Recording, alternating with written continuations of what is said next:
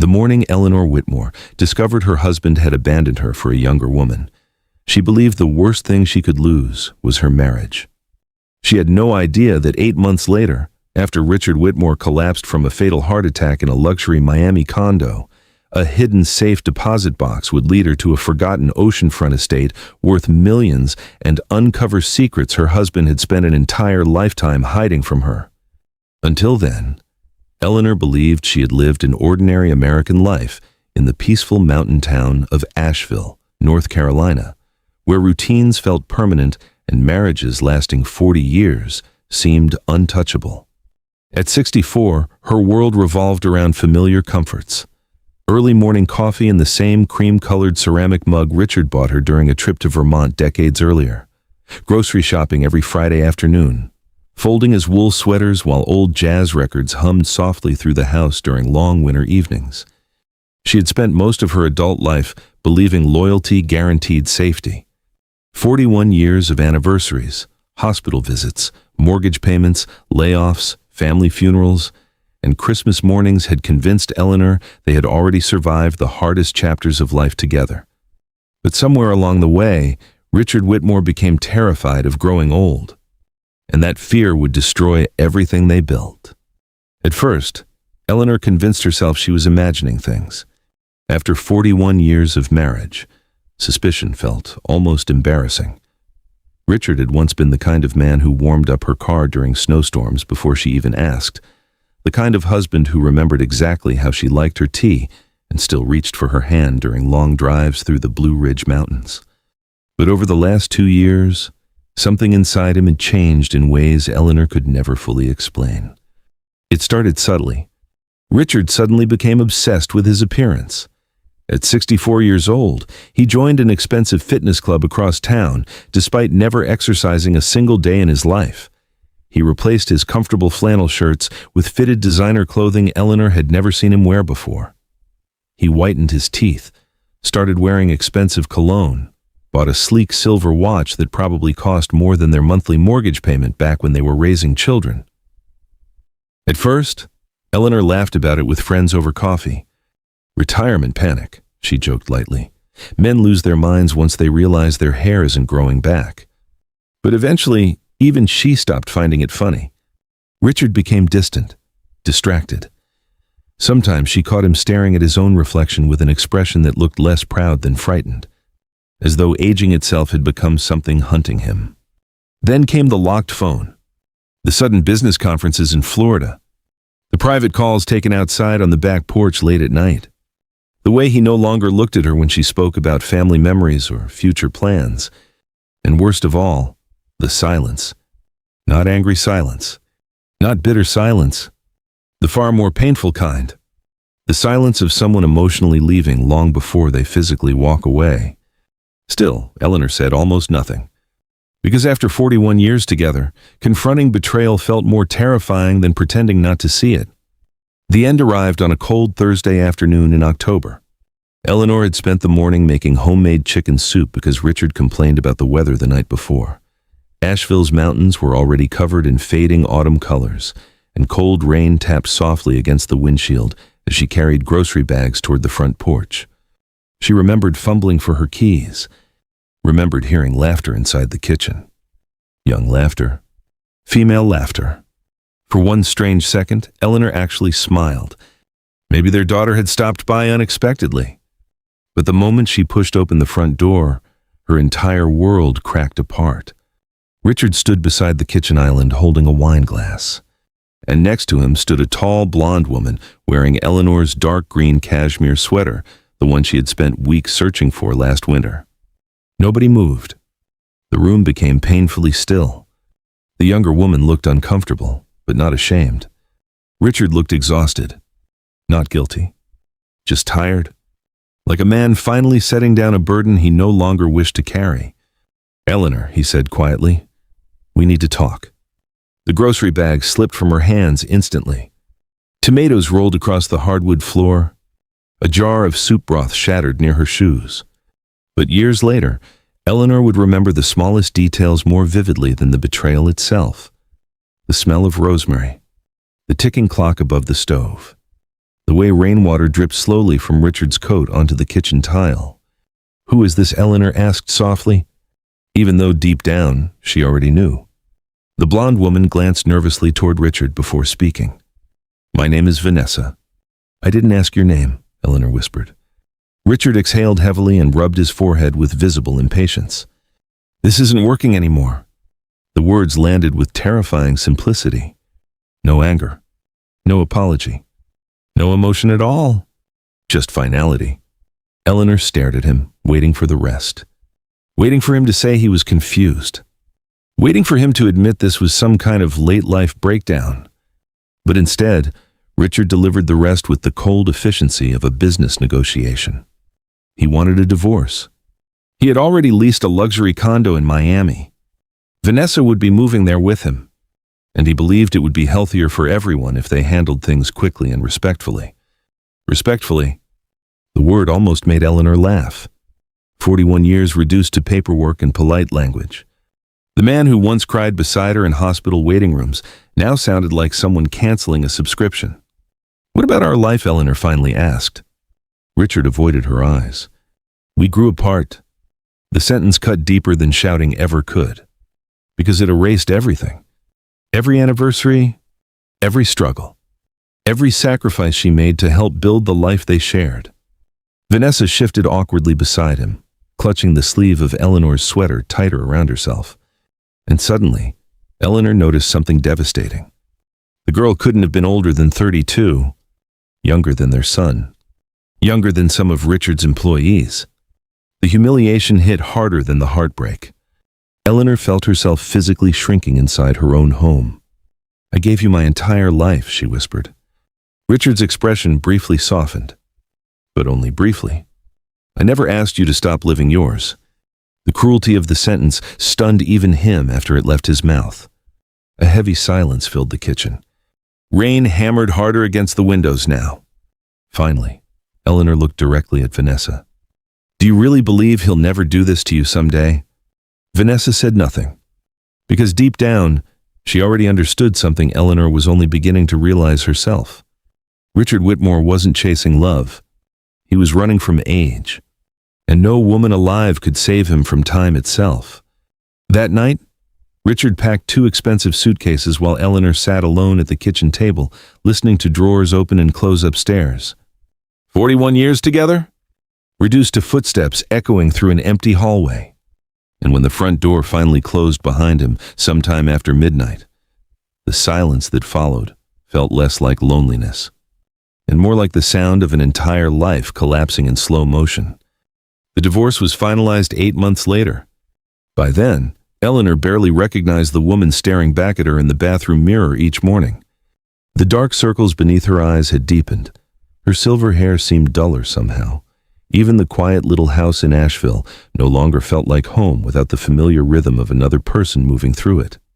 Richard had taken almost everything. The retirement accounts, the investment properties Eleanor never fully understood. Even portions of their savings, she later discovered, had quietly been transferred years earlier into accounts under his sole name. Friends encouraged her to fight harder in court, but Eleanor no longer had the emotional strength for war.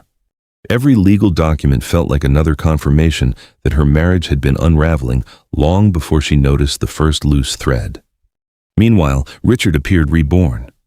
Despite trying desperately not to look, Eleanor still occasionally stumbled across photos online. Richard smiling beside Vanessa on yachts in Miami. Richard wearing white linen shirts and mirrored sunglasses. Richard looking ridiculous and strangely alive. As though youth itself had become some expensive performance, he refused to stop acting out. Then, one rainy February morning, Eleanor received the phone call. At first, she almost ignored it. The number came from Florida. She assumed it was another legal matter connected to the divorce. But the moment she answered, a calm, unfamiliar voice spoke words that instantly drained the warmth from her body. "Mrs. Whitmore?" "Yes." "I'm calling from Mercy General Hospital in Miami." A long pause followed. "I'm very sorry to inform you that Richard Whitmore passed away early this morning from a sudden heart attack." For several seconds, Eleanor said absolutely nothing. The words simply floated somewhere beyond comprehension. Passed away. Dead. Gone. Even after everything Richard had done, grief still arrived. Not romantic grief. Not forgiving grief. Something far more complicated. She mourned the young man she married at 23 more than the stranger he became at 64. The funeral took place 3 days later beneath gray coastal skies in Miami. Vanessa wore oversized black sunglasses and cried loudly beside the casket, while Richard's grown children avoided eye contact with almost everyone in the room. Eleanor remained quiet through the entire service, emotionally numb, exhausted. When it ended, she returned alone to Asheville, believing that chapter of her life had finally closed forever. But 6 days later, the second phone call came, and this one would change everything. Mrs. Eleanor Whitmore. The voice belonged to a polite older man with a soft Charleston accent. This is Daniel Mercer from Coastal Atlantic Bank in South Carolina. We've been attempting to contact you regarding a jointly registered safe deposit box belonging to you and Mr. Richard Whitmore. Eleanor frowned immediately. I'm sorry, she said carefully. There must be some mistake. No, ma'am, the man replied calmly. According to our records, the account has existed for nearly 19 years. 19 years. Eleanor gripped the kitchen counter tightly. Her pulse suddenly quickened. I've never had anything in South Carolina, she whispered. The banker hesitated slightly before continuing. Mrs. Whitmore, as surviving co-owner, you are legally entitled to access the contents immediately. After the call ended, Eleanor stood motionless in her kitchen while snow drifted quietly beyond the windows outside. Because in 41 years of marriage, Richard had never once mentioned Charleston. Never mentioned a safe deposit box. Never mentioned shared ownership of anything outside North Carolina. And for the first time since his death, Eleanor felt something far more unsettling than heartbreak. Fear. Not fear of betrayal. Fear of realizing she may never have truly known the man she married at all. For 3 sleepless nights, Eleanor tried convincing herself not to go. But curiosity has a dangerous way of growing louder in silence. By the following Tuesday, she found herself sitting alone aboard a flight bound for Charleston, staring blankly through the airplane window as clouds rolled beneath her like waves of smoke. The closer she traveled toward the coast, the heavier the unease inside her chest became.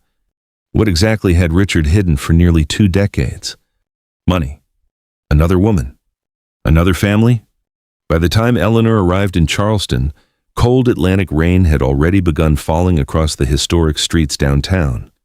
The city felt old in a way Asheville never had. Heavy. Elegant. Secretive. Ancient church steeples rose above narrow cobblestone roads while ocean fog drifted between buildings like memory itself. Eleanor checked into a small historic inn near the harbor, but barely slept that night. Again and again, her thoughts returned to Richard. The late-night phone calls, the unexplained business trips, the strange sadness she sometimes caught hidden behind his confidence during the final years of their marriage. For the first time, Eleanor began wondering whether Richard had been carrying secrets far older than Vanessa. And deep down, she sensed whatever waited inside that safe deposit box would completely redraw the story of the man she thought she knew. The following morning, Eleanor walked through the heavy bronze doors of Coastal Atlantic Bank and unknowingly stepped into the first chapter of a hidden life Richard Whitmore had spent decades trying to protect. The bank manager introduced himself as Walter Bennett. He was a gray-haired man in his late 60s with the calm voice of someone accustomed to handling delicate matters quietly. The moment Eleanor explained who she was, his expression softened almost immediately. Mrs. Whitmore, he said gently. Richard left very specific instructions regarding this account. Eleanor felt her stomach tighten. What kind of instructions? Walter hesitated briefly before answering. He told us that if anything ever happened to him, you were to receive immediate access to the box personally. No attorneys, no intermediaries, only you. Only you. The words unsettled her more than she expected. Because Richard had planned this long before the divorce. Long before Vanessa? Maybe even long before the marriage itself began collapsing. Walter escorted her downstairs into the vault beneath the bank. Rows of steel-safe deposit boxes lined the walls beneath cold fluorescent lights. The air smelled faintly of metal and old paper. He handed her a small brass key attached to a navy blue tag labeled 214. Eleanor's fingers trembled slightly as she inserted the key into the lock. For one irrational moment, she imagined something dramatic enough to justify the fear building inside her chest. Stacks of hidden cash. Evidence of crimes. Letters from another family. But when the small metal drawer finally opened, the contents appeared almost painfully ordinary. A photograph. A sealed envelope. Several folded legal documents. And a tiny silver key resting inside an antique velvet watch case. Walter quietly stepped away, leaving her alone. Eleanor reached for the photograph first. The image instantly stopped her breathing. It showed a much younger Richard standing beside an older woman in front of a massive white oceanfront estate overlooking violent Atlantic cliffs. Richard couldn't have been older than 24. The woman beside him carried the same sharp jawline and pale gray eyes Eleanor had seen in their son for years. His mother. Eleanor recognized it immediately. But according to Richard, his family had grown up poor in a small fishing town near Wilmington. He once told her his childhood home barely survived hurricanes. This place looked like something belonging to old Southern wealth. Towering white columns framed the mansion entrance, while ivy climbed stone walls facing the sea. At the bottom corner of the photo, faded handwriting read, Greyhaven Point, 1982. Eleanor stared at the date in confusion. She met Richard in 1983. Why had he never mentioned this place? Her pulse quickened as she unfolded the legal papers next. The first document was a property deed. And the moment Eleanor read the name printed across the top, her entire understanding of her marriage shifted. Owner Richard Allen Whitmore. Greyhaven Point Estate, including 187 acres of protected Atlantic coastal property. Estimated market valuation $18.4 million. Eleanor physically recoiled backward in her chair. $18 million. For several seconds, she genuinely believed she was misunderstanding what she was reading. But the deeper she searched through the documents, the worse the truth became. Richard had secretly maintained ownership of the estate for decades. Not months. Not years. Decades. Throughout their entire marriage, while Eleanor clipped grocery coupons, postponed vacations, and worried constantly about retirement savings, Richard had quietly possessed a hidden fortune sitting along the South Carolina coastline. A fortune he never once mentioned. Suddenly, Eleanor felt nauseous. Not because of the money, but because of what it meant. How many lies does it take before a marriage stops being real? Her hands shook as she reached for the sealed envelope. Across the front, written in Richard's familiar handwriting, were only 4 words. For Eleanor, open alone. The sight of his handwriting nearly broke her. Slowly, she opened the envelope. The letter inside was several pages long. Eleanor, if you're reading this, then I failed long before my heart finally gave out. She swallowed hard and continued. Richard explained that Greyhaven Point had belonged to his family for generations until bitter inheritance wars tore the family apart after his father's death. His older brother sold most of the land to developers, while Richard's mother fought desperately to preserve the estate before eventually dying alone inside the mansion. Richard wrote that he left South Carolina carrying enormous shame and resentment. But secretly, over nearly 30 years, he spent millions quietly buying back pieces of the property through shell companies and anonymous trusts until Greyhaven Point finally belonged entirely to him again. Eleanor's chest tightened painfully as she kept reading. I always intended to bring you there someday. After retirement, after life slowed down, I wanted it to become ours. Tears blurred her vision. Then came the sentence that changed something deep inside her. But somewhere along the way, I became terrified of becoming old, terrified that my life had turned ordinary. And instead of appreciating the peace we built together, I confused chaos with feeling alive. Eleanor closed her eyes. For the first time since the divorce, anger began giving way to something far more devastating. Understanding, not forgiveness. Never that. But understanding. Richard hadn't destroyed their marriage because he stopped loving her. He destroyed it because he could not accept himself. And suddenly, Eleanor realized something heartbreaking. Vanessa had never truly been the center of the story.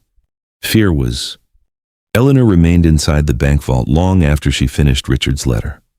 The silence around her felt unnaturally heavy now, as though the world itself had shifted slightly off balance. For 41 years, she believed she understood the shape of her marriage. Now she realized entire pieces of Richard's life had existed beyond her reach all along.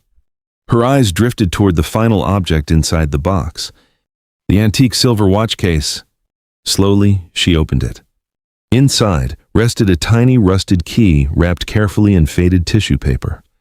Attached was a handwritten label in Richard's unmistakable handwriting. West Wing office? Nothing else. No explanation. No address. Just 3 words. But Eleanor already knew exactly where the key belonged. Greyhaven Point. That afternoon, she rented a car and drove north along the South Carolina coastline beneath dark winter skies. The farther she traveled from Charleston, the emptier the roads became. Tall marsh grass bent violently beneath ocean wind, while ancient oak trees draped in Spanish moss lined isolated stretches of highway. Everything about the landscape felt haunted. By late evening, Eleanor finally reached the edge of a small coastal town called Blackwater Cove. According to the documents, Greyhaven Point sat several miles beyond it. Few locals spoke when she stopped for directions at a small gas station near the marina. But the older cashier glanced at her strangely after hearing the estate's name. "You family?" he asked quietly. Eleanor hesitated. "I was married to Richard Whitmore." The man's expression changed instantly. Not surprise. Recognition. "Thought he'd come back someday," the cashier muttered softly. Before Eleanor could ask another question, he simply pointed toward the coastal road disappearing into fog. The estate gates appeared nearly 20 minutes later. Massive wrought iron towers emerged from the mist like something abandoned by another century. Beyond them stretched a long private road winding through overgrown hedges and towering cypress trees, twisted by decades of ocean wind. Eleanor's pulse quickened as the manor finally appeared, and for several seconds, she genuinely forgot how to breathe. Greyhaven Point was enormous. A sprawling white coastal mansion perched high above jagged Atlantic cliffs where violent waves crashed endlessly against black stone below. Towering columns framed the entrance. Dozens of dark windows overlooked the sea. Even neglected, the estate carried the breathtaking weight of old American wealth, the kind built generations earlier and protected through silence. Richard had hidden this from her for 41 years. As Eleanor slowly stepped out of the car, freezing ocean wind swept across the cliffs, carrying salt mist through the air. But something immediately felt wrong. Fresh tire tracks cut through the gravel driveway. Lights glowed faintly behind one of the upstairs windows. Someone was here. Her stomach tightened instantly. Eleanor approached the front doors cautiously before pushing them open. The interior smelled of dust, sea air, and old polished wood. Massive chandeliers hung above marble floors, while furniture sat hidden beneath white linen sheets like sleeping ghosts. She had barely stepped inside the grand foyer before sharp footsteps echoed from the second-floor staircase. Then a familiar voice shattered the silence. "What are you doing here?" Eleanor looked up, and there stood Vanessa, wearing silk loungewear, holding a glass of wine, standing inside Richard's secret mansion like she belonged there. For several long seconds, neither woman moved. Vanessa recovered first. "Richard told me about this place before he died," she said coldly. "He wanted me to have it." Eleanor stared at her quietly. Then, without speaking, she slowly removed the property deed from her purse and placed it onto the foyer table between them. Vanessa's expression changed the moment she read it. The color drained from her face almost instantly. "No," she whispered, "that's impossible." Eleanor's voice remained calm despite the storm raging inside her chest. "Apparently, he never transferred ownership." Vanessa's composure cracked immediately. "He promised me this house," she shouted suddenly. "He promised me everything." Her voice echoed violently through the empty mansion halls. Eleanor looked around slowly. At the towering ceilings, the endless ocean beyond the windows, the home Richard secretly rebuilt piece by piece while their marriage quietly collapsed. Then she looked back at the younger woman who helped destroy her life. And for the first time since the affair began, Eleanor no longer felt small. She felt awake. "Looks like he lied to both of us," she said softly. Vanessa stared at her with open fury now. But beneath the anger, Eleanor noticed something unexpected.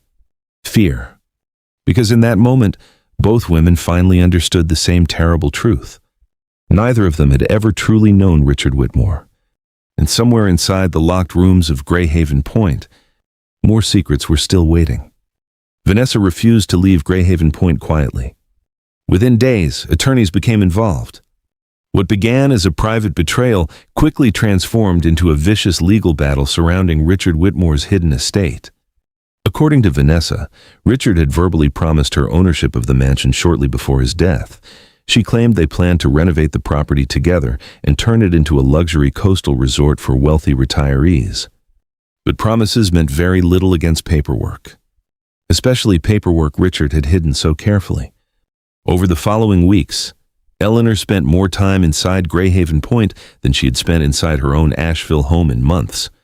At first, the estate overwhelmed her. The mansion was enormous. Endless hallways stretched beneath fading chandeliers, while family portraits stared silently from dark wood-paneled walls. Entire sections of the property remained closed off for years, frozen in dust and sea air, like forgotten memories no one wanted to disturb. But slowly, Eleanor began uncovering pieces of Richard she had never known. The West Wing office became the center of everything. Using the small rusted key from the safe deposit box, Eleanor unlocked the heavy mahogany doors one rainy afternoon and stepped inside. The room looked untouched for decades. Leather-bound books lined towering shelves from floor to ceiling. Old maps of the Carolina coastline covered the walls.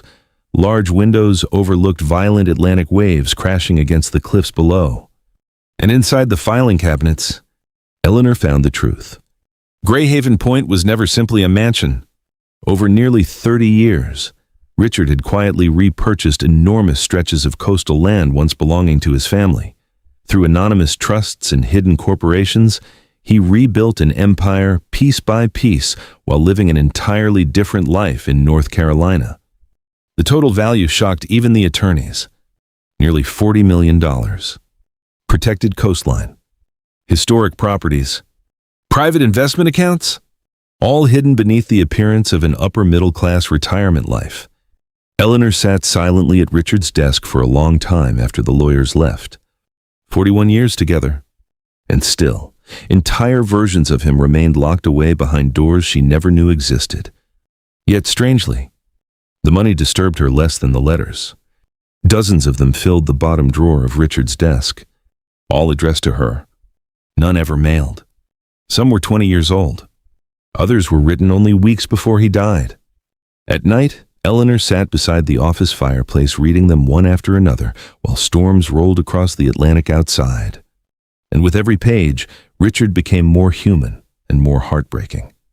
He wrote about aging, about waking up one morning and realizing younger people no longer looked at him the same way, about feeling invisible in restaurants, replaceable in business meetings, old. One letter nearly shattered her completely. I spent years believing excitement meant happiness, but peace only looked boring because I was too immature to understand its value. Eleanor cried harder reading that sentence than she had during the divorce itself, because buried beneath Richard's selfishness was something far more tragic. A man terrified of disappearing. Meanwhile, Vanessa grew increasingly desperate as the court proceedings turned against her. One afternoon during a probate hearing in Charleston, her carefully controlled image finally cracked apart completely. "He was miserable with you," Vanessa snapped across the courtroom.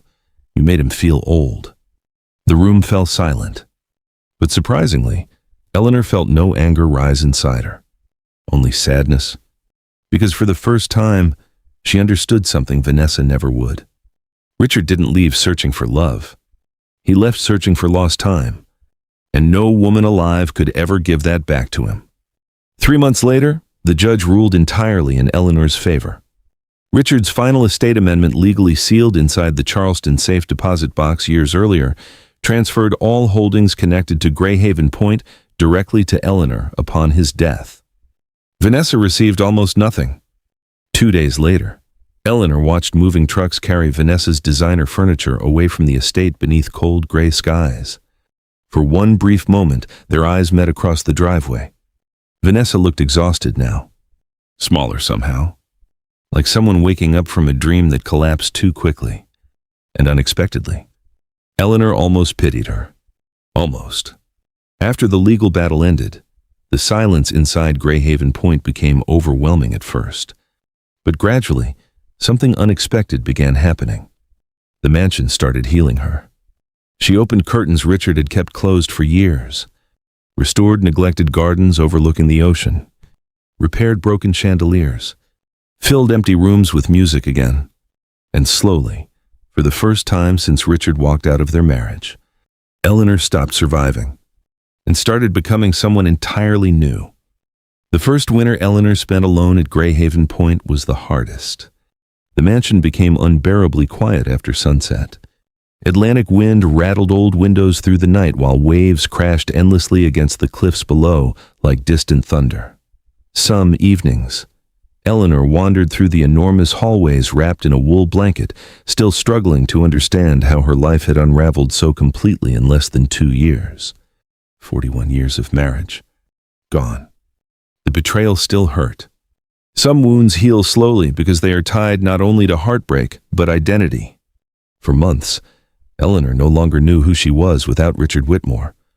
Then one afternoon in early spring, something changed. While sorting through old storage rooms inside the West Wing, Eleanor uncovered a stack of architectural sketches hidden beneath dusty ledgers and faded maps. The drawings showed renovation plans for Greyhaven Point, guest suites, gardens, oceanfront gathering spaces, large communal dining rooms overlooking the cliffs. At first, Eleanor assumed they were old concepts from the estate's past, but then she noticed the handwriting in the margins. Richard's handwriting. And across the final page, written in faded black ink, was a single sentence. For Eleanor, a place where people begin again. Eleanor sat frozen for a very long time, staring at those words. Because suddenly, for the first time, she understood something extraordinary. Perhaps Greyhaven Point had never truly been about wealth. Perhaps Richard spent decades rebuilding the estate because some part of him hoped it could repair the broken pieces inside himself. But he ran out of time before he figured out how. That night, Eleanor stood alone on the back terrace overlooking the Atlantic Ocean while cold wind swept through her silver hair. And somewhere between the crashing waves and endless darkness beyond the cliffs, a new future quietly began taking shape inside her mind. Nearly a year after Richard's death, Greyhaven Point reopened. Not as a private mansion, and not as the luxury resort Vanessa once imagined. Instead, Eleanor transformed the estate into a retreat center for older women rebuilding their lives after divorce, grief, betrayal, abandonment, and loss. Women arrived carrying invisible heartbreak. Widows who no longer recognized silence inside empty homes. Women abandoned after decades of marriage. Retired mothers struggling with loneliness after their children moved away. Some stayed for weekends. Others stayed for months. At Greyhaven Point, nobody was asked to explain their pain. They simply rested beside the ocean until breathing became easier again. Eleanor created reading rooms filled with warm fireplaces and old books, morning meditation gardens overlooking the cliffs, long candlelit dining tables where strangers slowly became friends again over homemade meals and late-night conversations. And for the first time in many years, Eleanor felt purposeful. News stories about the retreat soon spread across the East Coast. Journalists called Greyhaven Point the place broken women come to find themselves again. The business became wildly successful. But strangely, money mattered very little to Eleanor now. Freedom mattered. Peace mattered. Meaning mattered. One chilly October evening, nearly 2 years after Richard left her, Eleanor stood beside the terrace railing, watching golden sunset light spill across the Atlantic water. Beside her stood a guest named Margaret, a recently widowed woman from Ohio who had arrived at Greyhaven Point 3 weeks earlier, unable to stop crying. Now, for the first time, Margaret smiled again. "You really built all of this from heartbreak?" she asked softly. Eleanor looked toward the horizon where sea and sky blurred together beneath fading sunlight. She thought about the young man she married at 23, the older man who became terrified of aging, the stranger who betrayed her, and the broken soul who secretly spent decades rebuilding an estate while quietly losing himself in the process. Finally, Eleanor smiled gently. "No," she said softly. "I built this from surviving." The wind carried salt air across the cliffs below, and standing there at 66 years old, Eleanor Whitmore realized something she wished every person afraid of starting over could understand. Sometimes the collapse of one life is the beginning of another. Richard believed growing old meant losing value, but Eleanor had discovered the opposite was true, because age had not made her invisible. It made her wiser, stronger, more compassionate, and for the first time in her entire life, free. Eleanor Whitmore once believed losing her marriage was the end of her life. But after Richard left her for a younger woman, died unexpectedly, and revealed a hidden fortune through a secret safe deposit box, Eleanor discovered something far more valuable than money. She discovered herself. For decades, she lived believing loyalty guaranteed security, but Richard's betrayal taught her that people often lose themselves while trying to save relationships already falling apart. Instead of allowing heartbreak to destroy her, Eleanor rebuilt her life from the ruins of it. And in the end, she realized growing older was not something to fear. It was freedom. Because sometimes life falls apart not to punish us, but to guide us toward the version of ourselves we were always meant to become. Many people over 50 believe it's too late to start over after divorce, betrayal, or loss. But Eleanor's story proves healing and purpose can still begin later in life. A new chapter can start with small steps. Meeting new people, traveling, helping others, rediscovering forgotten dreams, or simply choosing not to give up. Because no matter your age, it is never too late to rebuild your life. If this story touched your heart, don't forget to like, subscribe, and share your thoughts below.